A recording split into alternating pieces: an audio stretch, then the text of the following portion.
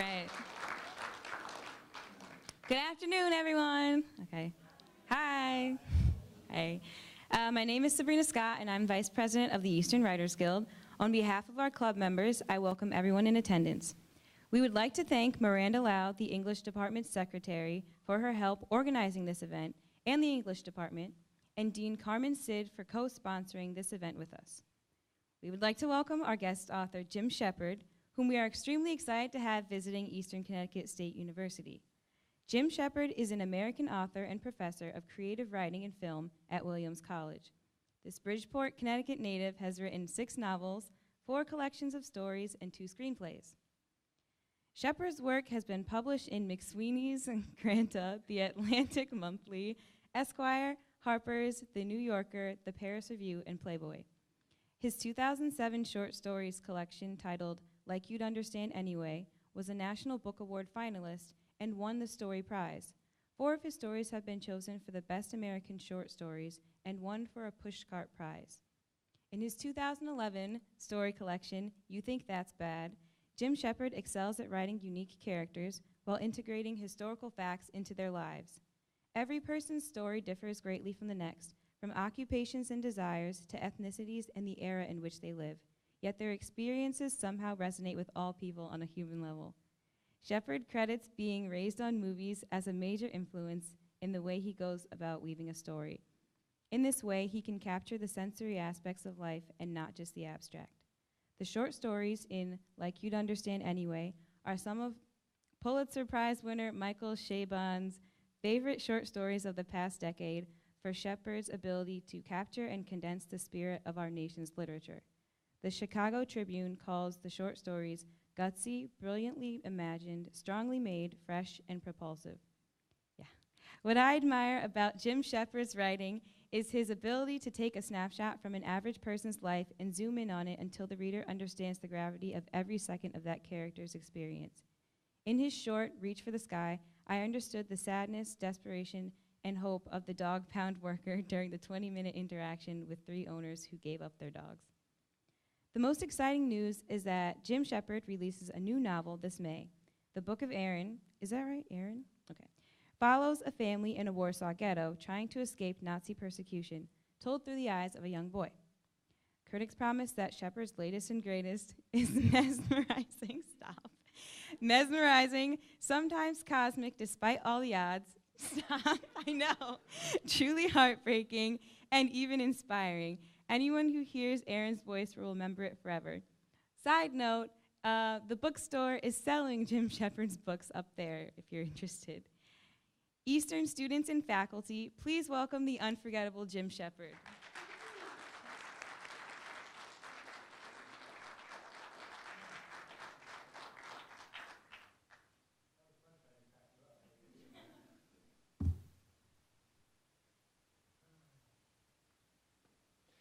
I like when you said, and the most exciting news is he has a new book, and everybody's like, that's not the most exciting news. I do, in fact, have a new book coming out in a month, and it just showed up in my house, and I'm going to read from it. There you go. Yay. I was telling Chris was like, are you excited to be seeing the object? And I was telling him it's always like dodging a bullet. You're always happy that it's not just this the ugly thing, you know. And I held it up, and you guys were like, I think it is a ugly thing. What are you talking about? Anyway, as you heard, it's called The Book of Aaron. I've always been interested in children, and I've always been interested in catastrophe, and I've always been interested in ethical passivity. And it seems to me this subject brings those 3 together under maximum pressure. It is set in Poland before and mostly during World War II. It's mostly in the Warsaw Ghetto. I'm going to read just from the beginning, which means you'll be happy to hear that there's not one thing you need to know in advance, right? So I don't have to do that thing where it's like, okay, so you need to know there's a white whale and this guy lost his leg, and right? So I'm going to read about 20, 25 minutes and then answer questions from you guys about Chris's sexual history. That'll be a short discussion. The Book of Aaron. My mother and father named me Aaron, but my father said they should have named me What Have You Done? And my uncle told everyone they should have called me What Were You Thinking? I broke medicine bottles by crashing them together and let the neighbors' animals loose from pens. My mother said my father shouldn't beat such a small boy, but my father said that one misfortune was never enough for me. And my uncle told her that my kind of craziness was like stealing from the rest of the family. When I complained about it, my mother reminded me that I had only myself to blame, and that in our family the cure for a toothache was to slap the other side of your face. My older brother was always saying we all went without cradles for our backsides or pillows for our heads. Why didn't he complain some more, my mother suggested. Maybe she could light the stove with his complaints. My uncle was my mother's brother, and he was the one who started calling me Shmaya, because I did so many things that made him put his finger to his nose as a warning and say, God has heard. We shared a house with another family in Padavish near the Lithuanian border. We lived in the front room with a 4-paned window and a big stove with a tin sheet on top. Our father was always off looking for money. For a while, he sold animal hides. Our mother wished he would do something else, but he always said the Pope and the peasant each had their own work. She washed other people's floors, and when she left for the day, our neighbors did whatever they wanted to us. They stole our food and threw our things into the street. Then she came home exhausted and had to fight with them about how they treated us, while I hid behind the rubbish pile in the courtyard. When my older brothers got home, they'd be part of the shouting too. Where's Shmaya, they'd ask. When it was over, I'd still be behind the rubbish pile. When the wind was strong, grit got in my eyes. Shmaya only looks out for himself, my uncle always said. But I never wanted to be like that. I lectured myself on walks. I made lists of ways I could improve. Years went by like one unhappy day. My mother tried to teach me the alphabet, unsuccessfully. She used a big paper chart attached to a board and pointed to a bird or a little man or a purse and then to the letter that went with them. A whole day was spent trying to get me to draw the semicircle and straight line of the letter Aleph. But I was like something that had been raised in the wild. I didn't know the names of objects. Teachers talked to me and I stared back. My last Cheder results before we moved reported that my conduct was unsatisfactory, my religion unsatisfactory, my arithmetic unsatisfactory, even my wood and metal shop work unsatisfactory. My father called it the most miserable report he'd ever seen and invited us all to figure out how I had pulled it off. My mother said that I might have been getting better in some areas, and he told her that if God gave me a second or third life, I'd still understand nothing. He said a person with strong character could correct his path and start again, but a coward or a weakling could not. I always wondered if others had such difficulty in learning. I always worried what would become of me if I couldn't do anything at all. It was terrible to have to be the person I was. I spent rainy days building dams in the street to divert the runoff. I found boards and pushed them along puddles with sticks. My mother dragged me out of the storms, saying when she found me that there I sat with my dreams full of fish and pancakes. She said while she bundled me into bed next to the stove that I'd never avoided an illness, from chicken pox to measles to scarlet fever to whooping cough, and that was why I'd spent my whole life 99% dead. At night, I lay waiting for sleep like our neighbor's dog waited for passing wagons. When she heard me still awake, my mother would come to my bedside, even as tired as she was, to help me sleep. She said that if I squeezed my eyelids tight, lights and planets would float down past them, though I'd never be able to count them before they disappeared.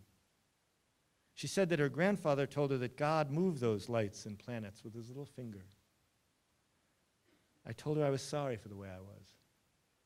And she said that she wasn't worried about school, only about how I was with family and our neighbors. She said that too often my tongue worked but not my head, or my head worked but not my heart. Yet when my younger brother was born, I told her I wanted him thrown into the chicken coop. I was glum that whole year when I was 4 because of an infected vaccination on my arm. My mother said I played alone even when there were other kids about. 2 years went by without my learning a thing. I didn't know how to swim or ride a bicycle. I had no grandparents, no aunts, and no godparents. When I asked why, my father said it was because society's parasites ate well while the worthy received only dirty water, and my mother said it was because of sickness. I attended Cater until my father came back from one of his trips and told my mother that it was 1936 and time for me to get a modern education. I was happy to change, since our teacher always had food in his beard and caned us across the fingers for wrong answers, and his house smelled like a kennel. So instead, I went to public school, which was cleaner all around. My father was impressed that my new teacher dressed in the European style, and that after he taught me to read, I started teaching myself. Since I was bored and knew no one, I took to books. And in public school, I met my first friend, whose name was Udall. I liked him. Like me, he had no future. He was always running somewhere with his nose dripping. We made rafts to put in the river and practiced long-distance spitting. He called me Shmaya too, and I called him Pisher. When he wasn't well-behaved, he was clever enough to keep the teacher from catching on. One morning before anyone arrived, we played tip-cat so violently we broke some classroom windows. We scared the boys who had nice satchels and never went barefoot. He was always getting me into trouble at home. And one Sabbath, I was beaten for taking apart the family scissors so I could have 2 little swords for him and for me. His mother taught him only sad songs, including one about the king of Siberia, before she got sick because of her teeth and died. He came looking for me once she was dead, but I hid from him. He told me the next day that 2 old men carried her out of the house on a board, and then his father moved him away. That summer, a card arrived for my father from his cousin in Warsaw, telling him that there was work in his factory. The factory made fabric out of cotton thread. My father hitched a ride to the city in a truck full of geese and then sent for us. He moved us to 21 Zamenhof Street, apartment number 6. My mother had us each memorize the address so we could find it when we got lost. And my younger brother, who had a bad lung, spent his days at the back window looking out at the garbage bins. We both thought the best thing about the move was the tailor shop across the square. The tailor made uniforms for the army, and in the front of his window, there were 3 rows of hand-sized mannequins, each dressed in miniature uniforms. We especially loved the tiny service ribbons and the little medals. Because it was summer, I was expected to work at the factory so far away we had to ride the trolley. I was shut up in a little room with no windows and 4 older boys and set to finishing the fabrics. The bolts had to be scraped until they acquired a grain like you found on winter stockings. Each of them took hours, and someone as small as me had to lean his chest onto the blade to scrape with enough force. On hot days, sweat ran off me like rain off a roof. The other boys said things like, "What a fine young man from the country we now have in our midst. He's clearly going to be a big wheel in town." And I thought, am I only here so they can make fun of me? And I refused to go back. And my father said he would give me such a beating that it would hurt to raise my eyebrows. And while I sat there like a mouse under the broom, my mother stopped him and said there was plenty I could do at home, and school was beginning in a few weeks anyway. My father said I'd only been given a partial hiding, and she told him that would do for now. And that night, once they started snoring, I crept to their beds and kissed her goodnight and pulled the blanket from his feet so that maybe he'd catch a chill. Because I couldn't sleep, I helped her with the day's first chores. And she told everyone she was lucky to have a son who didn't mind rising so early. I worked hard and kept her company. I emptied her wash buckets and fetched hot compresses for my brother's chest. She asked if this wasn't much better than breaking bottles and getting into trouble, and I told her it was.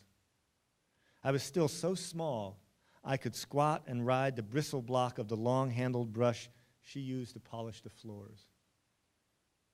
When she told my father, at least now their children were better behaved, He told her that not one of us looked either well-fed or good-tempered. He joked at dinner that she cooked like a washerwoman. Go to a restaurant, she said in response. She later told me that when she was young, she never complained. So her mother would always know who her best child was and keep her near. So I became myself only once the lights went out, and in the mornings, went back to pretending things were okay. At our new school, we sat not at one filthy table, but on real school benches. I wanted more books but had no money for them, and when I tried to borrow them from my classmates, they said no. I dealt with bullies by not fighting until the bell for class was about to be rung. When my mother complained to a teacher that a classmate had called me a dirty Jew, my teacher said, well, he is, isn't he? And from then on, she made me take weekly baths. I stayed at that school until another teacher twisted a girl's ear until he tore it. And then my mother moved me back to a cheder where they also taught Polish, 2 trolley stops away. But I still shrank from following instruction like a dog from a stick. My new teacher asked my mother what anyone could do with a kid who was so full of answers. He's like a fox, this one, he said. He's 8 going on 80. And when she reported the meeting to my father, he gave me another hiding. That night, she came to my bedside and sat and asked me to explain myself. And at first, I couldn't answer. And then I finally told her that I had figured out that most people didn't understand me and that those who did wouldn't help. My 2 older brothers got jobs outside of town driving goats to the slaughterhouse and were gone until after dark. And like my father, they thought my mother should stay at home. So she confided in me about her plan to expand her laundry business. She said it was no gold mine, but it could be a serious help, especially before Passover and Rosh Hashanah. She told me that she had used some of their hidden savings to buy soap and bleach and barrels, and that every time my father passed the money's hiding place, she had a block of ice under her skull and could feel every hair on her head. I said, why shouldn't she take the money? And she was so happy. She told me that once I turned 9, she would make me a full partner. And this made me happy, because I knew that once I had enough money, I would run away to Palestine or Africa. The week before Passover, we set giant pots of water to boil on the stove, and we pushed all the bed linens and garments we'd collected from her customers into 2 barrels with metal rims, and she lathered everything with a yellow block of soap before we rinsed it all and ran it through a wringer and dragged all that wet laundry in baskets up to the attic, where she'd strung ropes in every direction under the rafters. Since we opened the windows for the cross breezes, she couldn't rest that night and whispered to me about gangs that specialized in crossing rooftops to steal laundry. So I slept up there so that she could relax. See, you don't only care about yourself, she whispered when she came to wake me the next morning. She put her mouth to my forehead and her hand to my cheek. When she touched me like that, it was as if the person everyone hated had flown away. And while he was gone, I didn't let her know that I was already awake. I did kindnesses for my mother, but she always wanted me to do them instead for my little brother. He was afraid of everything. She kept a lit candle near his bed to drive shadows out of corners because his windows had no shutters. And at night, he always thought someone was standing beside it outside or knocking on the wall, and he cried himself to sleep about it. When she went to comfort him, his eyes were so full of fear, it scared me to look at them. Our father shouted at him to stop, which made things worse. He reminded my brother that everyone in the building understood that parents didn't need to hold back and could give rule breakers what they deserved. He'd work himself up about it, and then our mother would placate him in the other room after telling me to stay with my brother and do what I could to quiet him down. My brother had all sorts of medicines and drops and inhaler pots on his bedside table, and my mother taught us how to grab his head and tilt it forward when he had trouble breathing and started to choke. He hated being inside all the time and finally ran away and left a note saying he'd had enough of this life, and he was missing for 2 days. Once he was back, my mother locked him in the apartment, and he pulled his chair to the window so he could see outside. I didn't understand him, but liked the blank way he didn't complain. He cupped any treat he was given in his hands and peeked at it before passing it along to one of us. If he wasn't napping or staring out his window, he stayed near my mother. When he got angry, he didn't hit anyone or shout, but instead went for days without speaking. My mother had a saying about how quiet he got, that his wisdom died inside of him, something her own mother had said about her. She told the neighbors that as a toddler, he'd once laid himself spread-eagled on the trolley tracks to prevent her from leaving, and she'd had to carry him home. And when she'd asked him about it afterwards, he'd put his hands over her mouth. The kids on my block reacted to my lack of interest with their own. Sometimes they threw stones at me. Another whole summer came and went. I wanted to learn how to ride a bicycle, so I went to a boy who owned one, and he said he would teach me. I could get on by myself after the first lesson, but then he wouldn't teach me anymore. I met Lutek one evening when I sat near some kids I didn't know, and they told me to leave, but I didn't. He had a rabbit skin cap with ear flaps, and when one of the kids asked where he got it, he said that he'd found it between the kid's mother's legs. So they started pushing him around.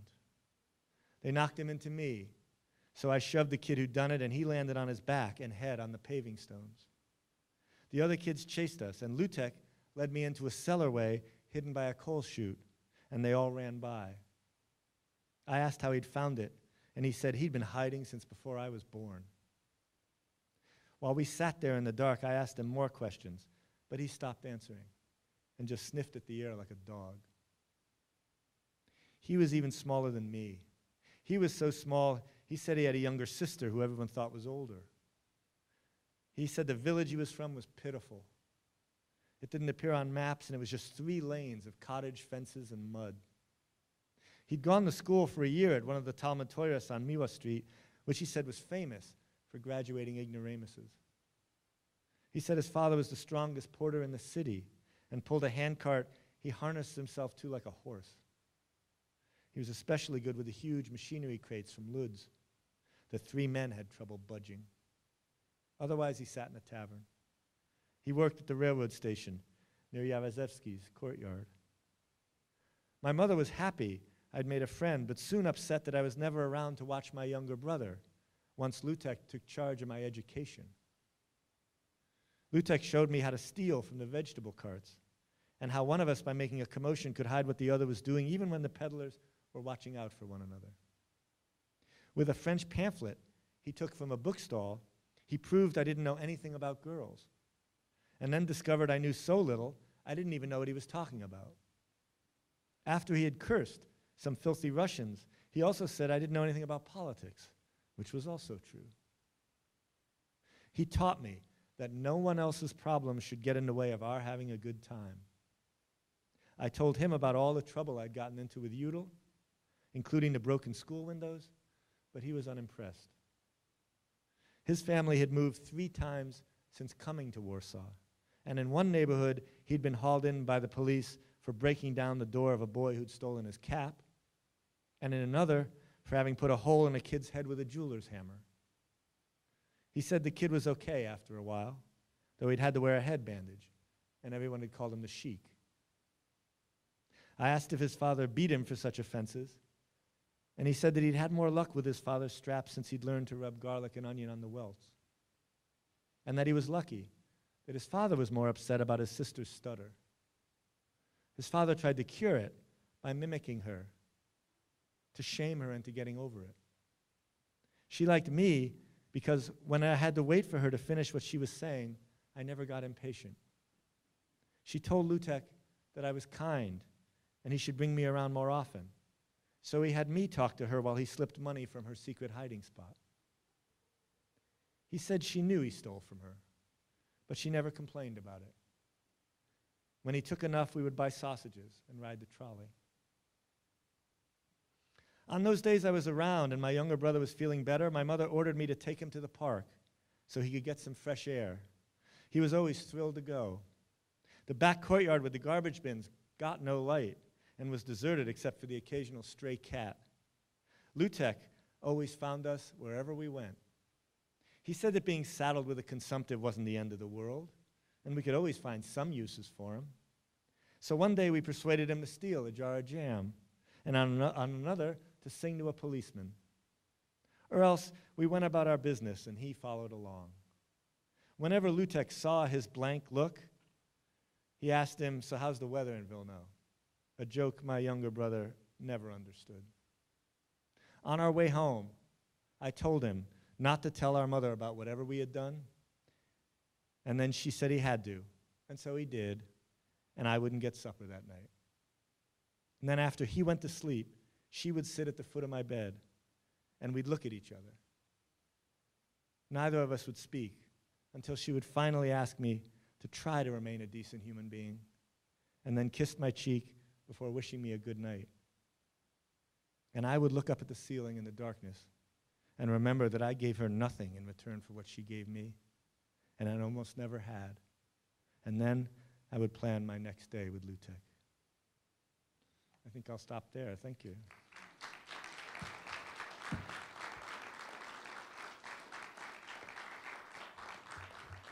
Thank you.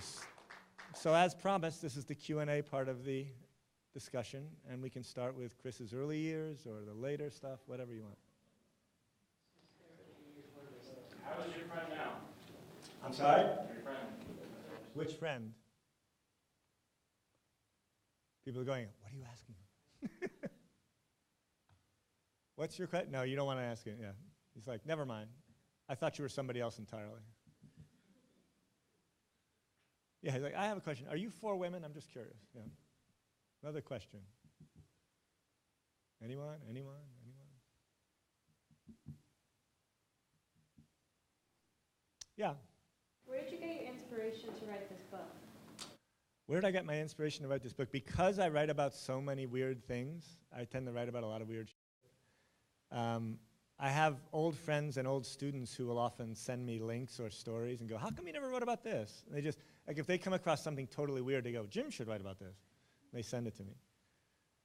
An old student of mine sent me a link to a story about a guy named Janusz Korczak, who was, he's sort of a hero in Polish history. He was an educational reformer in the early 20th century who came up with the radical idea that children were human beings and should be treated like their desires had some merit whatsoever, and should be given some responsibility in the classroom. He essentially created a kind of educational reform all the way across Western Europe. And then he was just about to retire in his 60s when the Germans invaded Poland. And he thought, well, I should stick around. So he ended up running the most famous orphanage in the Warsaw Ghetto, which was a pretty awful place to run an orphanage. And the Germans respected him because he was an internationally famous figure. Even as a Jew, they respected him. And in 1942, they came to him and said, we're going to liquidate your orphanage. We're going to kill all the children. But you can survive. There'll be more orphans. And he said, no, if you're going to kill the kids, I'm going to go with them, essentially. And his educational philosophy had always been treat children with dignity, tell them what's going on. And so the Germans said, well, you might want to say to them that they're going to a happy place. And he said, no, I'm going to tell them the truth. I'm going to tell them what's happening, and we're going to handle it ourselves. And so he then marched his children. There's about 200 children, and he marched them, aged from maybe 9 to 14. He marched them through the ghetto to the deportation place in more or less perfect order. And it just so happened the orphanage was at the bottom of the Warsaw Ghetto, and the deportation site was at the very top. So it took almost 4 hours to walk that distance. And the Germans had a rule at that point that Jews who weren't being deported had to come out and watch the Jews who were. So it became this astonishing spectacle for the Jews who were left behind, watching these children march by. And because the Jews knew that Korczak was so respected by the Germans, when they saw Korczak going, they essentially understood all of them were going to be exterminated. And that was where the Jewish uprising originated, essentially, because they started hoarding weapons at that point. Anyway, he's a big figure in Polish history for this reason. And he's important to both the Jews and the Poles, and he's one of those few figures who's both. And my student was like, how come you never wrote about this guy? And I thought, because what kind of conflict do you, I mean, it's like writing about Jesus, right? This is amazing, or Gandhi, yes, he was a great man, but, he didn't keep a neat home. What's a compelling conflict to go along with something like this? But I thought, well, I had his ghetto diary, and I thought, I'll reread it. So I reread it, and I came across a story that I'd remembered, but it hadn't stuck with me before, about a child whose mother had been dying, and the mother had said, I will stay alive long enough to get you into that orphanage, because then you'll be safe. And the mother stayed alive, and there was a big waiting list, so the mother stayed alive, and then got him in and died that day. And so the child was inconsolable, and the child was screaming for 3 days. And Korshak finally, in order to shut the kid up, had to say, if you don't be quiet, I'm going to turn you over to the Germans. And everybody was sort of like, well, thank you for shutting that kid up, because he'd been screaming for 3 days. And he was like, yeah, I feel very proud. I'm happy about that. But what occurred to me was, when you read, there aren't that many survivors from Korshak's orphanage, obviously. But when you read survivor narratives, they all, in retrospect, go, oh, he was a saint. He was an amazing man. I was so lucky, that kind of thing. But it occurred to me, nobody, reading that story, I was reminded nobody wanted to be in that orphanage. Everyone was miserable there. Everybody lost their parents. They lost their families. This was a hole, essentially. And the fact that it was being run by a saint only made it slightly less of a shithole. That notion that you could be in the presence of somebody that you should appreciate and not be able to appreciate them adequately, that I felt very much like I could write. So that was my way into it. And suddenly I was thinking, oh yeah, what about those kids who didn't want to be there? And that suddenly got me going, I think. So that's a long answer. And you were like, thank you. One sentence would have been fine, but that's, go ahead, Mr. Verbal Diarrhea. Yes? Have you read the book Night? Yes. On that book? What do I think of Elie Wiesel's book? We were just talking about, there's all these Holocaust, when you deal with a subject like this, it's now become a kind of genre, there's all these tropes you have to deal with, and Wiesel's book is one of the ones that created a lot of these tropes. It's one of the more famous books that lays down a lot of these things that you both have to acknowledge in some ways when you're trying to create a new work, and in some ways tweak or torque in a different way. I like that book. It's not one of my favorite Holocaust works. It feels kind of blasphemous to say you don't like a Holocaust work, especially from somebody who lived through it, right? You're sort of like, yeah, don't like your memoirs. Like, what, dude? Did I not suffer enough for you? Yeah, I like other suffering. I'll take another. Yeah, kind of. You feel like a little mean-spirited, Yeah. What I found amazing about what you read so far was my conceptions of Jews in Europe, where they were the river of gold and the Germans were just stealing their money. But your little boy, his family had a hard life, and there's no river of gold, there's no expensive oil paintings. And I like that he's such a troubled boy, that he just blows away into this conception I have of the stereotypical Jew. And I really appreciate that. Thank you. We were talking also about the way in which one of the tropes of the Holocaust narrative is, in retrospect, the days before the Germans were Edenic. And so in these kinds of narratives, it's always like, Fiddler on the Roof, and then the bad Germans come. So it's like everybody's having a wonderful time and everybody's heart. It turns out that unless you were in a very small minority, if you were a Jew in Poland, you had a pretty shitty life, and you were awfully poor. And things were pretty grim before the Germans even arrived, essentially. And that was one of the things that, reading a lot of the oral histories, that struck me over and over again, was people were like, the Germans showed up and it'd be like, okay, what else could happen? As opposed to, oh my God, our happy house is going to be destroyed. It's like, yeah, what, sure. There was a saying, in fact, that I ended up putting into the book where somebody was saying, somebody got some war news about the collapse of France, and they said, well, with us, either one bad thing or another bad thing is going to happen. Those are our options, right? So, yeah. I know we discussed earlier that you researched a lot of what was going on in the 30s and 40s during the Warsaw area, but were there any more particular challenges in writing from a child's perspective of that? Oh, yeah, absolutely. And one of the things I like about writing from a child's perspective is, Henry James says in his introduction to What Maisie Knew that children have way more perceptions than they have an at all apprehensible vocabulary with which to render them. And what he means is they can see and understand incredibly complicated things, but they don't have the vocabulary to put it into words. And I like that sort of little funnel that's created when you try to write that way. And I think it also, in a really useful way, mimics the experience of the Holocaust, which is there's this amazing storm that you have to try and put into words, and you don't have the words for it. I think, in other words, that in some ways the Holocaust makes children of all of us, and we're just sort of dumbstruck by it, and we're like, what do you say? And so I like having to do that with that voice. I liked having to only a limited number of ways of saying something. I like setting that kind of aesthetic problem for myself. I thought about writing this from an omniscient voice, and then I quickly abandoned that idea, because there's something seemed obscene about claiming that kind of mastery. It's like, let's go over here, where and now over here. I like this kind of tunnel vision. I also like, by limiting it to one person, you create a wonderful, for me at least, a wonderful tension between what the reader knows, like, oh boy, this coming down the pike, and you don't know about it, and what it was like to be there then, and you're sort of like, if you're a Jew in Treblinka, or you're a Jew in Warsaw in 1939 or 1940, you don't know about Treblinka yet, right? But the reader does. And that creates a really interesting tension. It's like the less cheesy version of what we were talking about today in the class, where it's like, you see the couple going up the gangplank, and then you see the little life preserver, and it says Titanic, and you're like, uh-oh. Well, that's, uh-oh, that kind of thing. I like that kind of stuff. Other questions? Yeah?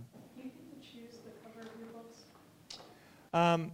Poets get to choose the covers of their books, because publishers go, you know what, we're not going to fucking sell anything anyway, so you want your mom on it, whatever you want. So like my poet friends, they like take their editor out to like a print shop, and they go, let's get this, and it's just like a party. What happens when the publisher has a hope of selling your book is they don't let you do that, but what they do is give you veto power. So this is a photograph, I don't know how well you can see it, of the children in the ghetto. And what they'll do is they'll go, a bunch of editors and art directors will get together and fight, and they'll come up with something, and they'll finally be happy with that, and then they're like, now we got to run it by the author. So at that point, they'll go, hey, we have a cover we really, really love. I'm sure you're going to like it too. And then they're like, and you can at that point go, no. And they go, all right. And they'll let you do that once or twice. And then after that, they're like, all right, look, you're going to have to. This is actually an even more interesting thing. There was a completely different cover. It was very, very simple. It was red and black and white, and then like a silhouette of a boy's head, a little tiny silhouette. And I was like, all right, I can live with that. I feel about covers like, again, if you're dodging a bullet, it's like, all right, I don't hate it, fine. And they called me up. They were all set to go with that. It was on the cover of the galleys and everything. And then they called me up, a little shamefaced, and they said, listen, there's one buyer now for Barnes & Nobles. There's one woman who does all the buying for fiction in the nation for Barnes & Noble. And that's the only chain now. And she called up Knopf. They had sent her the galleys. And she said, I love this book, but I'm not going to buy it with this cover. Do you want to change the cover? And 10 years ago, Knopf is like the most prestigious literary house. 10 years ago, Knopf would have told them to go fuck herself. They would have been like, are you kidding me? No. Now they can't do that, because there's one chain in America, and it's saying it's not going to buy the book unless the cover's changed. So they came back to me and they said, would you be willing to change the cover? I'm like, yeah, absolutely, as long as I don't hate it. So then they came up with this, and I was like, yeah, fine. And then they ran that by her, and she was like, all right, I'll buy it. She thought the other one was too muted, too quiet. And to be fair to her, she's like, hey, it's my job to sell these books. I don't think this is going to sell, so I'm not going to sell it. On the other hand, that's a lot of power. She has a lot of power. That's more powerful than Oprah, right? Which is, that's as good as it gets for power right there. Other questions about, yeah? Was he Jewish? No, She wasn't. But she didn't like the cover anyway. Thank you for a wonderful reading. Are you leaving? Is that why you're standing up? No. No, okay. Which authors have inspired you? Many, many, many authors have inspired me. I was talking about this actually earlier today, but some of my favorite authors are Flannery O'Connor. I'm a big fan of hers. Chekhov, Anton Chekhov is a big favorite. Vladimir Nabokov is a big favorite. I was telling the group that one of the great underrated novels of all time, I think, is Marguerite Yourcenar's Memoirs of Hadrian, which is an amazing historical novel, which is narrated by the Emperor Hadrian. And she did something like, 16 years of research to write it. And it's just one of the great ventriloquizing feats I've ever come across. So if you remember nothing else from today, and you remember Marguerite Yourcenar's, my work is done, because she's an amazing writer, and nobody knows about her. Well, the French know about her, but most of you don't talk enough with the French, so. Other questions? Yeah. That's What's you. the most bizarre place you've gotten inspiration from? The most bizarre website or The most bizarre website. scene or whatever? Like, just those bizarre things you like read or just like, this would work. I mentioned that earlier today too. I came across a book about a bunch of hereditary executioners in 18th century France, and I was like, what the? These guys are like, yeah, that's when I grow up, I get to cut off people's heads. That's what Dad says, and I'm like, all right, bring it on, right? This is interesting. So that would be one of the weirder places. I also told the group, earlier group today, that I had written about Gilles de Rais, who's a 15th century nobleman who went from being one of France's great heroes, because he fought with Joan of Arc and helped liberate the French, to one of France's great villains, because he ended up 20 years later having been apprehended for having butchered something like 200 children. And so he sort of went from, in French history, he went from being like George Washington to like Jeffrey Dahmer in like 10 years. So he would be one of the stranger things too. But as weird as I think I am, I always find there's weirder people out there. It sort of scares me sometimes. I went to a dinner party with a writer who I'm not going to name, who said to me, so I was on this bestiality site the other day, and I was like, wait, what? And he goes, yeah, I was on this bestiality site, and I was like, wait. You were on a bestiality site? And he's like, come on. Everybody goes on bestiality sites. And I go, oh, I don't know about that. And I said, let's poll the dinner table, because there was about 8 people. I was like, let's poll, and everybody was like, no, I don't go on it. And this guy got really pissed. He was like, come on. And it was exactly like he was saying, like, come on, you have seen people naked, don't lie, He's like, everybody goes on bestiality sites. We're like, okay, well, I have to leave now, so. And I'm taking your dog with me, that kind of thing. Because I think your dog is in trouble, that kind of thing. So that's, I'm not that weird, right? Other questions? Yeah. When you were their age, 18 to 22 range, thereabouts, did you have any idea that this was something, that writing was something you wanted to do with it? I always knew that I wanted to write in the verb. I never thought I would be a writer, because I was the first one in my family to go to college. So the idea of being a writer, like, there was no model for that. That was like, it would be like saying I want to be an astronaut. They'd be like, oh, that's nice. We're just hoping you'll get a job. That's what they were hoping. And so I thought, well, I'm not going to be a writer. Writers are people like Henry James. I didn't even know who Henry James was, but I figured they lived in townhouses and dressed differently. So I thought what I would do is write privately. I would write what I wanted to write, because I was writing weird shit as a little kid, right? I was like, oh, the werewolf said hello, that stuff. But I didn't think I was going to make any money doing that. So my plan, and it was a good career plan, my plan was that I was going to write for myself, and people were going to give me food. I didn't know why they were going to give me food. Maybe out of pity, or I didn't know why, but I was going to get food somehow. That was the other part. And as I went through high school and college, my father would say things like, yeah, any plans at all? Any idea what you want to do? And I actually sold a story as an undergraduate.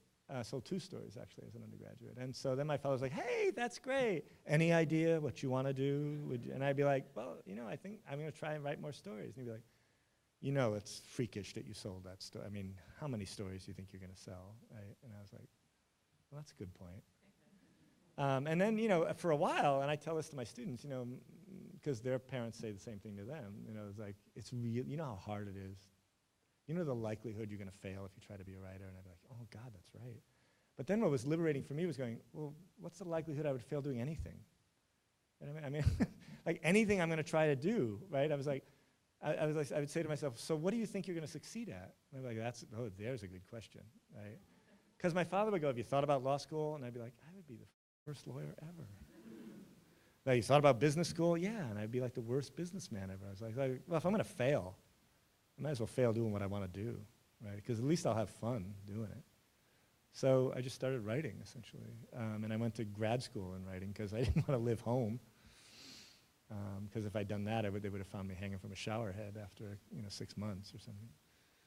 And eventually I started selling enough stuff that I got noticed by a college that hired me to teach, and they paid for my food, turned out. Yeah, my life is a combination of like no planning and poor planning, sort of a nice mix of no planning and poor planning. Yeah. In the introduction, they said you wrote for Playboy. Yeah, could you tell me a little more about that? Meet the bunnies? Anybody gets to go to the Playboy Mansion. The Playboy Mansion, you just show up, and Hef will show you. He'll lend you his robe. No, you don't get to go to the Playboy Mansion. Playboy, for many years in the 60s, when the New Yorker was still very inhibited, and Atlantic was, and Harper's, for really until about 1969 or 70, you couldn't swear in a New Yorker. So if you had a story in which somebody would go, God damn it, you either had to leave that out, or the New Yorker wouldn't publish it. So there were a lot of literary writers like Mailer and Nabokov and people like that who didn't want to compromise like that, published in Playboy. And Playboy wanted to have a reason to read the magazine besides the porn, and so they were paying a lot of money to those writers. So there's a real rich literary tradition of stories in Playboy. Who was reading them? I'm not sure. I know that when I put my first story in Playboy, all my Italian cousins wrote me for the first time. They're like, hey, Jimmy, I saw your story. That's great, man. And they all said what you said. Like, you got to go, come on, you meet some bunnies or what?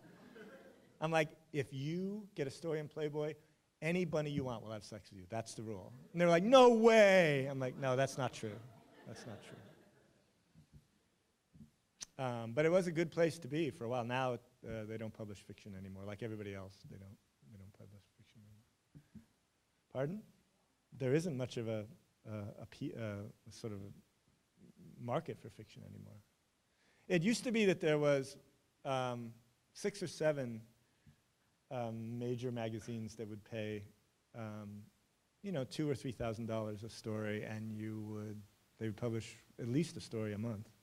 Harper's would do that. Esquire would do that. Atlantic would do that. Now it's just the New Yorker, really. Esquire still publishes fiction, but only fiction they commission. Atlantic publishes 1 issue a year that has fiction in it. Playboy doesn't publish fiction anymore, except, So, and then there's, like fantasy, essentially, sexual fantasy. The demand for short fiction is just shriveling up. That's why I tell everybody, try to write short fiction, try to make a career at it, because it's a booming business. No, really, if you guys want to go in this, become water rights lawyers. That's if you really want to work in the 21st century, become water rights lawyers, because there's going to be a lot of need for that in about 20 minutes. Because states are already fighting over water. It's a lucrative field that's opening up. So you're learning all sorts of stuff about bestiality and water rights. And what else would you like to know? Yeah? So when you come out with a book like this, how do you market it? Do you use social media? Do you go on radio shows? You do everything you can possibly do. What's great is the publicists have no idea how to market fiction, because most media in America want to deal with you only if you are writing nonfiction or there's something amazing about your story, right? So not the story you wrote, but your own story. So it's like, we have here a novelist, so, yeah, but he's got no head. all right, well, we'll bring him on, that kind of thing. Or he ate his own mother. Well, let's talk to him, that kind of thing. So there's not a lot of media attention they can do besides the literary media. But you go on the road, you do bookstores, you do reading series, you do universities, you do stuff like that. Usually for somebody like me, who's like more or less somewhere between obscurity and near obscurity, a book tour would be like 3 weeks. This book tour, because this book, I got paid a lot more money for this book tour is 9 weeks.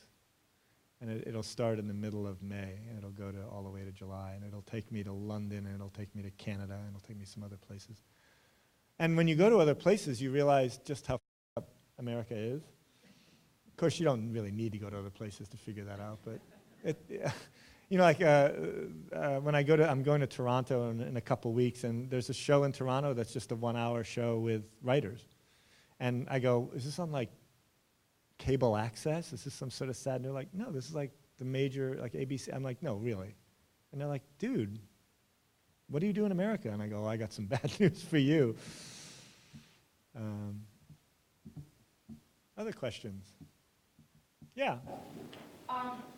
As an author, what do you think about people actually, like, coming off that question, people using, like, forms of social media to express themselves versus, actually writing? Because I know now, like, there's people that are famous just by expressing opinions on, like, social media or tweeting and going on Facebook, and then, I don't know, I just wanted, like, an actual... It's a different form altogether. I like the distinction you made. It's like, I was going to go on social media, or I could write, right? There's a kind of blurting quality to social media that can be kind of cool, but it is blurting. It's like, and then you're like, oh, sorry, that's out there now. Right? Which is part of where Snapchat came from, right? It was people going, holy shit, I got to take that back. But I would compare social media to, see, the social media class, that question always clears people out. They're like, I'm leaving if it's social media. I would compare that to, like, the difference between sort of making movies or making vines. Like you've seen Vines, you think, well, that's pretty cool. That was a 6-second thing that was cool. I know, like, my uncle, like, he does stuff similar, and he gets pissed off at bloggers. He's just like, they're not real writers, they're bloggers. So I didn't know if that was just my uncle being a jerk, or, like, if that was, like, in general. Let's take a middle course. Let's say he's a cranky, like, bordering on jerk, but not quite jerk, right? Because on the one hand, bloggers don't revise, right? They just write and put it up there for the most part. And the writing is reflecting that, right? I want to intervene in something. I want to intervene right now. I want to, that's very different than somebody who's worked 2, 3, 4 years to try and make it as good as they can make it. And reading a blog is very different than reading a novel, I would hope, right? But that's not to say that there's nothing useful about blogging.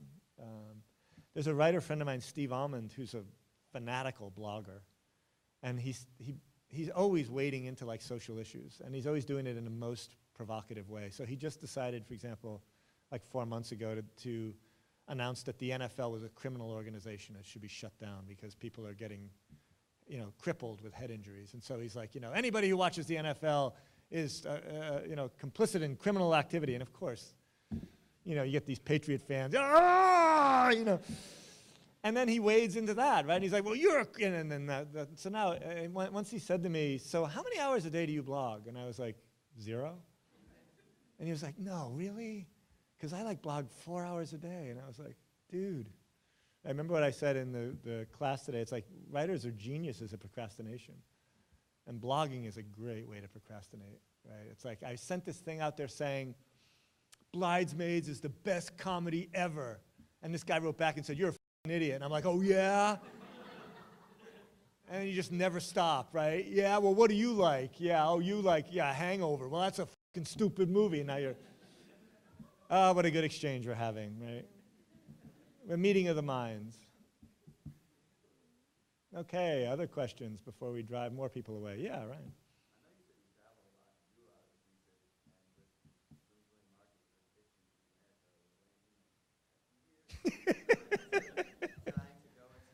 Why are you here? This is my language. You mean, why don't I just go live in France? Something like that. See, I have family. I think they'd freak out if I left. You know, they'd be like, where did he go? Oh, my God. Oh, my God, good thinking. No. I don't know. I'm one of those people who would like to sort of push America back towards literate rather than just give up on the whole place. I mean, at some point I might have to do that, you know, but I'll probably be in an internment camp before that happens anyway. You know, they'll be like, thanks for your ideas. Right this way. I'll probably wait too long. You know, it's like Germany in 1938. You know, you're sort of like, I think I can still change things. It's like, ooh, bad call. You were outnumbered. Yeah, other questions? Last chance. You'll never see Jim again. Yeah.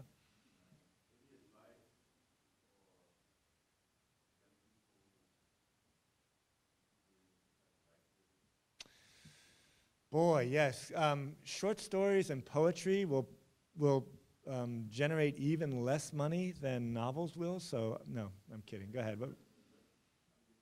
Yeah.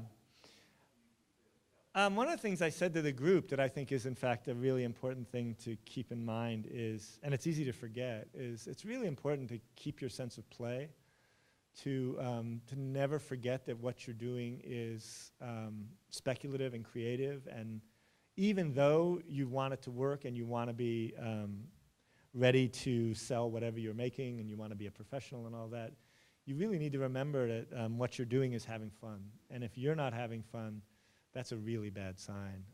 Even though what we're doing is hard and you're sort of going, oh my God, I had such trouble trying to do X, Y, and Z, there's a difference between I'm not having fun because it's so difficult, or I'm not having fun because I'm bored by this, or I think this is something I should be doing rather than something I want to be doing. This is a good story, or this is a story somebody should tell. That's a bad sign. You really should be doing exactly what it is you want to do. There was a great line by Walter Murch, who's a film editor. He worked on The Conversation and a number of Francis Ford Coppola's films. And he said the happiest people he's known over the course of his life are people who are doing something similar to something they would have wanted to be doing when they were between 10 and 14 years old. And I think that's a really good thing to keep in mind. You know, all those paleontologists who always loved dinosaurs, you know, all those marine biologists who always loved the sea, all those veterinarians who always loved dogs, you know.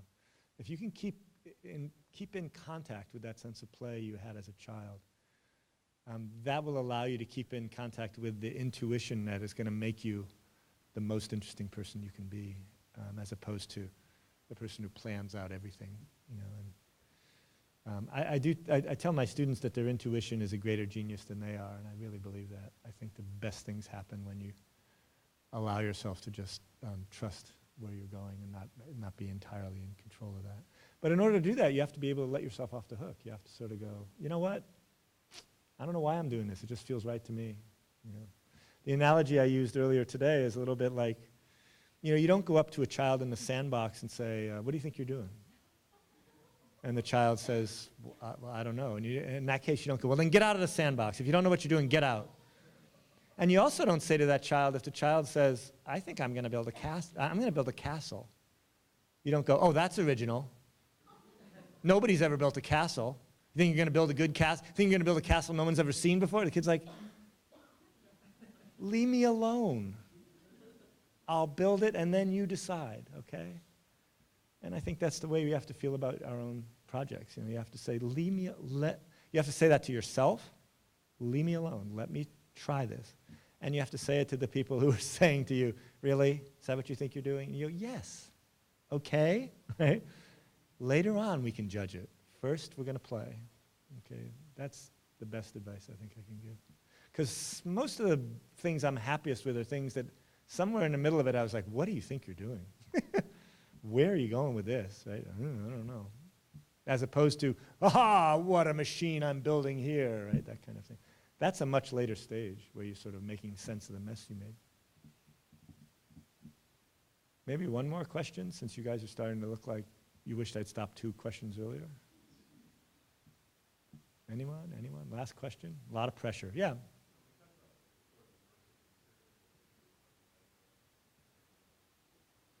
Right.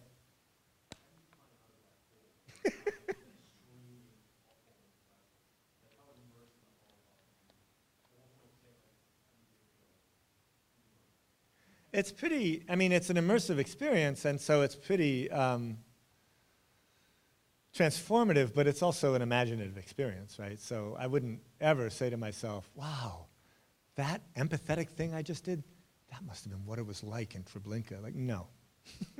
You went there in your head, and that was kind of scary and gross, but it's not like being there, right? So it can be a weird place to be for a long time, and someone was asking, I think you were asking earlier, how do you decide between a novel and a short story with a lot of research? Sometimes if it's a creepy enough world, like the Gilles de Rais thing, I go, I don't want to be there for 3 years. I don't want to be immersed in it for 3 years. So I'm not going to spend that. I can't do it. I don't want to be there. But I didn't say that about the Holocaust. So, but again, there is a distinction between being immersed and sort of feeling like this is really starting to affect me psychologically, and being there, which is not anything like that. Right? It's still an imaginative exercise. Oh, all right, you get the last question. I think what I was saying before about play would be one of them. To bear in mind that even though you have a little bit of a plan in your head, and that plan is important to make you feel like you know what you're doing, that you need to trust those moments when, in fact, you're starting to learn something outside of your plan that's going to have you change your plan. Every writer I know has some version of an outline or a plan or something, but nearly every writer I know, with very few exceptions, know that it's working when they start to vary the plan, when they start to go, oh, Billy's not going to go to the beach. Billy's going to be hit by a bus before then. Now I know that. Right? That's how you learn, essentially. So that would be. Thank you, everybody. Thank you for coming.